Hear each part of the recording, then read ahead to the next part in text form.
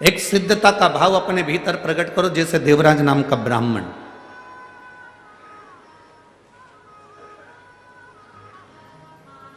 चोर है, धन नहीं है, पैसा नहीं है, चोरी का धन लेकर आया है और वो धन लेकर शिव जी के मंदिर में पहुंच जाता है। इसको भी नहीं मालूम कि मेरी माता शंकर के मंदिर में एक लोटा जल चढ़ाती रहे। आप में से कई माताएं ऐसी बैठी हैं, आप में से कई भाई ऐसे बैठे हैं कि घर के लोगों को भी मालूम नहीं पड़ने देती कि किसको साड़ी दिला देती है, कौन बहन बेटी को पाँव की पायल दिला देती है, किसको पानी पिला देती है, किसको भोजन करा देती है, भूखे को अन्न का दान दे देती है, पर किसी को मालूम नहीं पड़ने देती। आप में से कई माताएं ऐसी बैठी, आप में से कई भाई लोग ऐसे बैठे हैं कि किसी को नहीं मालूम पड़ने देते कि कब कौन सा पुण्य कर कर चले जाते।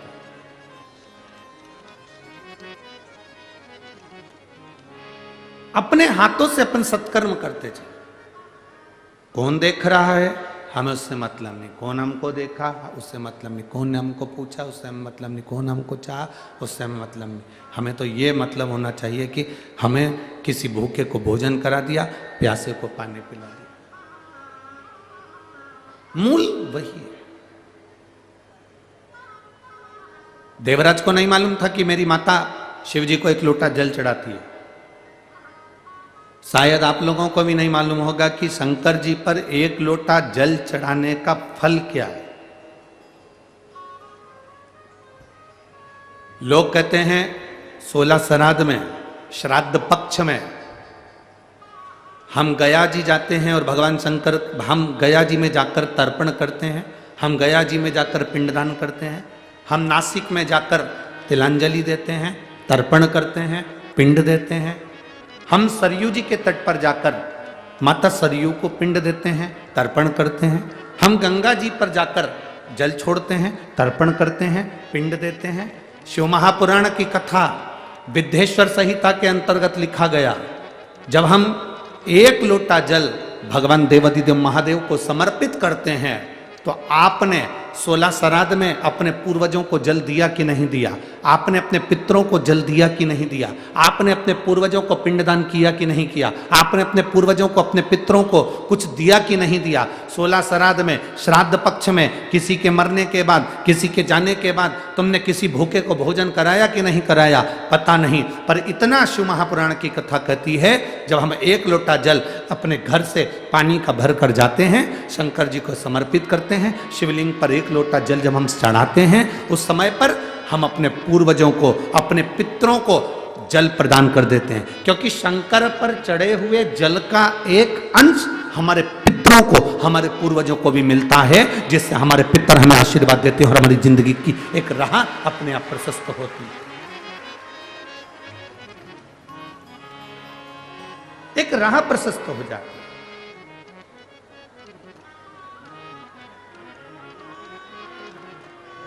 हम वो जल जो शिव जी को समर्पित कर रहे हैं, भगवान शंकर को, भगवान देवाधिदेव महादेव को समर्पित कर रहे हैं, वो जल खाली नहीं जाता। आपका दिया गया एक लोटा जल आपके पूर्वजों के हिस्से में भी जाता है। शिव जी पे चढ़ाए गए एक लोटे जल में से एक अंश आपके पितरों को भी प्राप्त होगा। अच्छा चलो एक बात आपसे पूछें, 40 गांव वाले सब उत्तर देना जरा अच्छे से, हो बड़ा ध्यान से उत्तर देना।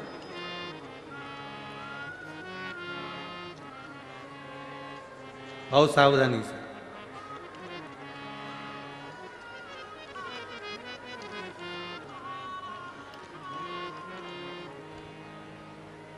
ये कार्यकर्ताओं से निवेदन है, आप लोग जो चल रहे हैं फिर रहे हैं बार बार, आप लोग अपनी जगह पर बैठ जाओ, और जिनको पानी देना है उनसे निवेदन है कि आप बाहर जो धूप में बैठे हैं, गर्मी में बैठे हैं, आप उनको पानी दीजिए। और जितने कार्यकर्ता खड़े हैं वो सब बैठ जाएं, कोई भी कार्यकर्ता खड़े नहीं रहेगा। यहाँ जितने भक्त कथा सुनने आए हैं ये सब शंकर के भक्त हैं, ये अपने आप व्यवस्था जमा लेते हैं। बार बार जाने आने का काम खत्म करिए और आप लोग बैठ कर कथा का आनंद लीजिए। यदि किसी का स्वास्थ्य खराब होता है तो उसके लिए वहां पर कार्यकर्ता खड़े होंगे, वो स्वयं व्यवस्था कर लेंगे। आप लोग अपनी जगह पर बैठकर कथा का लाभ लीजिए। 40 गांव में ये बार बार कथा नहीं मिलने वाली है। आज पहला दिन चले जाएगा, 4 दिन की कथा में आखिरी दिन सुबह का टाइम हो जाएगा, चले जाएंगे। महाराज जी 3-4 दिन की कथा आप लोगों को प्राप्त होगी। आप क्यों अपना आनंद छोड़कर यहां वहां भटक रहे हो? दिल से सुनो, दिल से।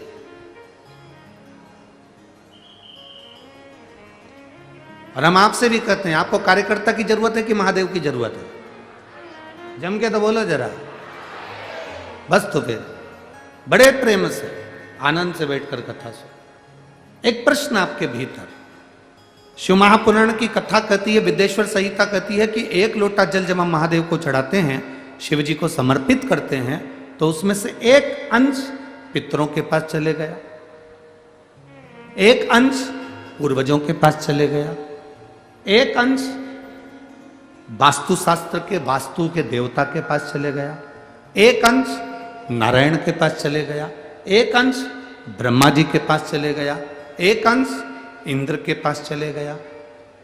विदेश्वर संहिता कहती है कि शंकर जी पर समर्पित जल के 33 कोटि देवी देवताओं के हिस्से हो जाते हैं केवल 1 लोटे जल में से, 1 लोटा जल में से।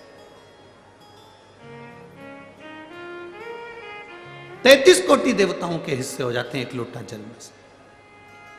अब आपसे प्रश्न यह है, जब से शिव महापुराण की कथा टीवी पर चालू हुई, जब से शिव महापुराण की कथा भारत के लोगों ने, विश्व के लोगों ने सुनना प्रारंभ करा, जब से शिव महापुराण की कथा लोग श्रवण करना प्रारंभ करे, सुनना प्रारंभ करे, तब से आज तक, और उसके पहले का समय निकाल कर देखना। पहले जब आप किसी को पत्रिका दिखाते थे, हाथ दिखाते थे, तो लोग कहते थे कि पितृदोष है। बोलते थे कि नहीं बोलते थे? लोग कहते थे वास्तु दोष है, लोग कहते थे काल सर्प दोष है, इसका पूजन कराओ, पितृदोष का पूजन कराओ, काल सर्प दोष का पूजन कराओ, वास्तु दोष को सही कराओ। जब से शंकर को तुमने 1 लोटा जल चढ़ाना प्रारंभ करा और दुनिया के लोगों ने शिव को मानना प्रारंभ करा, उसके बाद तुमने बहुत कम मात्रा में सुना होगा कि कोई कहता होगा कि पितृदोष है, कि वास्तु दोष है, कि काल सर्प दोष है। क्योंकि सारी समस्या का हल 1 लोटा जल।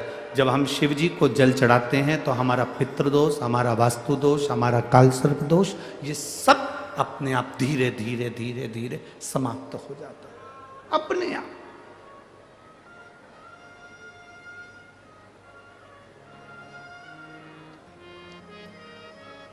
धीरे धीरे समाप्त। आपको भटकना नहीं पड़ता।